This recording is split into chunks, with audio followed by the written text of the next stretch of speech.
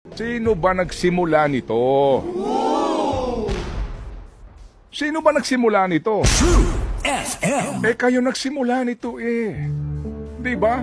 Committee on Accountability, kayo nagsimula lumabas yung, bagamat ito po, sigurado ako ang depensa dito, yung pinagbabasihan yung committee report na yan, hindi pa final yan, tama?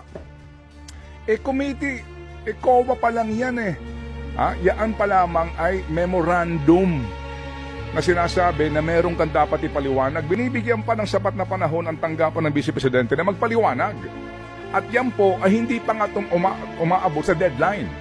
So pagkatapos niyan, papanik pa yan sa Commission and then Supreme Court.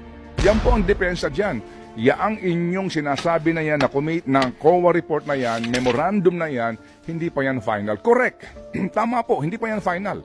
Paano nga naman daw kapag nag-impeachment ka at yan ang pagbabasihan mo? Hindi pa nga final. Paano pag sinabi ng Supreme Court na tama dito Do si not Tito ask Sara? due process. Diba? Pero sa kabilang banda, may lumabas nga kasi na mga Mary Grace Piatos.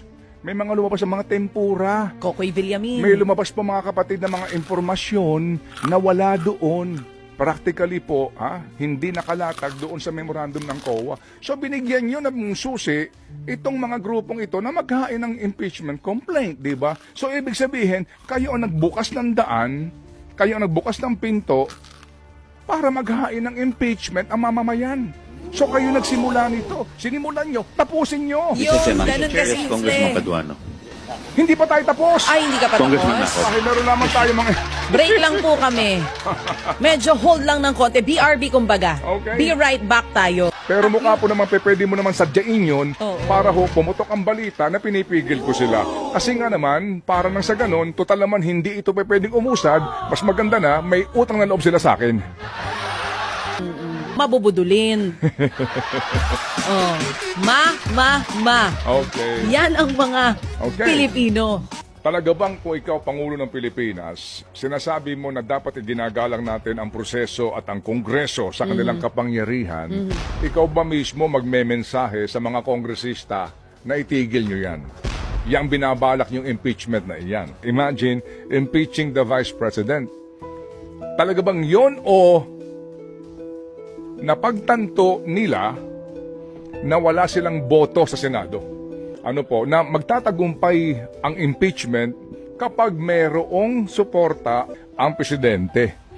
Kung pag-uusapan po natin ay Kamara de Representante, ang kailangan lang naman po sa Kamara ay 1/3 ng boto.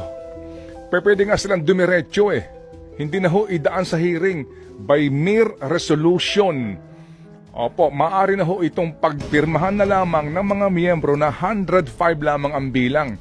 Pwede na pong agad na dumiretso sa Senado at maihain po yung articles of impeachment.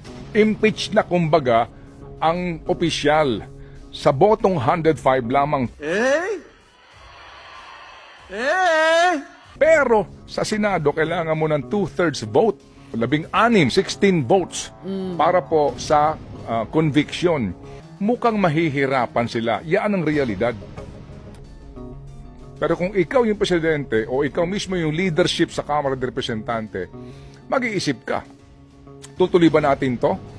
Kung wala naman tayo boto sa House? At higit sa lahat po, yung panahon na binabanggit ni Congressman Joel Chua. Bakit ika ninyo? Kasi nga po, ngayon po, magbe-break sila sa December 18. Magbabalik po sila, mga kapatid, Enero at 13. Hanggang Pebrero 7 na lang. Pagkatapos niyan, kampanya na. Ang balik nila, mga kapatid, June 2 na. Tapos na ang halalan. Oo. Okay, ang sinasabi po dito, wala na pong oras para po sa usapin na ito dahil ang lahat ay magiging abala na sa halalan.